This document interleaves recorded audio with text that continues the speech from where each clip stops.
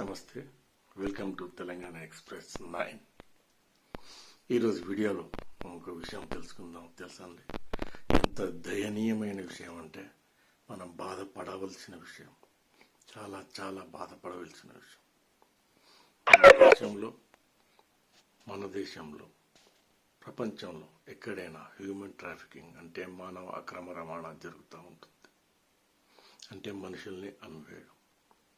మానవ అక్రమ రవాణా అంటే మనుషులను బలవంతంగా పని చేయించడం, మనుషులను బలవంతంగా పనిలో పెట్టడం, వారిని హింసించడం, అక్రమంగా అవయవాలు రవాణా చేయడం, ఆడవాళ్ళు, మహిళలు, బాలికలపై లైంగిక దాడులు చేయడం, వారిని చిత్రహింసలకు గురి చేయడం, వారిని అమ్ముకోవడం, ఇలాంటివన్నీ ఈ మానవ అక్రమ రవాణాలు వస్తాయి. అయితే ఇది జరుగుతున్నది.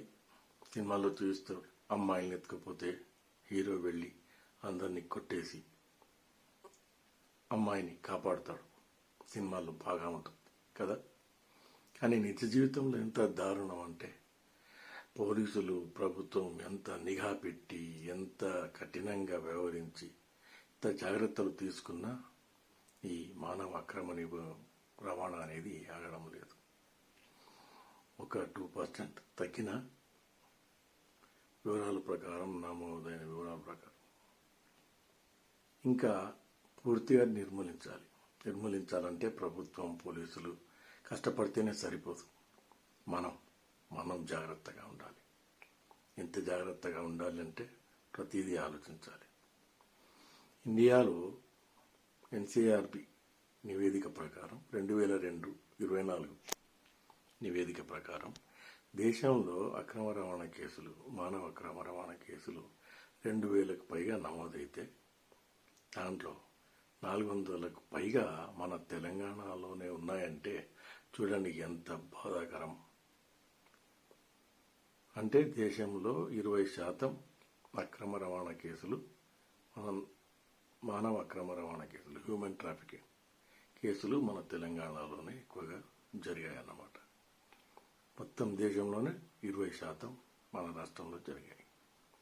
ఇది ఎంత బాధాకరం, ఎంత దారుణం అంటే, ముఖ్యంగా ఈ చిన్న పిల్లలని, బాలికలని, మహిళలని మోసం చేసి, మోసం మాటలు చెప్పి, భయపెట్టో, బలవంత పెట్టో వారిని వేరే వాళ్ళకు అమ్ముకోవడం, తీసుకుపోవడం, ఉద్యోగాలు ఇప్పిస్తానని మోసపు మాటలు చెప్పడం, పెళ్లి చేసుకుంటానని మోసం చేయడం, చిన్నపిల్లలను బలవంతంగా పనిలో పెట్టడం, రోడ్లపై అడుక్కునేలా బిచ్చగాళ్ళుగా తయారు చేయడం, ఇలాంటి క్రిమినల్ పనులు ఎంత నీచ నికృష్టులు చేస్తారు చెప్పండి.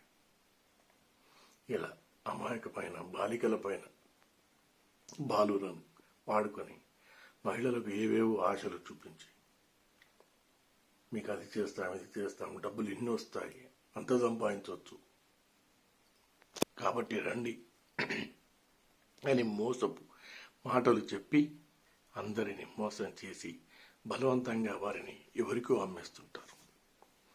మనుషులను, ఆడవాళ్లపై లైంగిక దాడులు చేస్తుంటారు, బలవంతం చేస్తుంటారు, ఎవరికో ఎక్కడికో అమ్మేస్తుంటారు.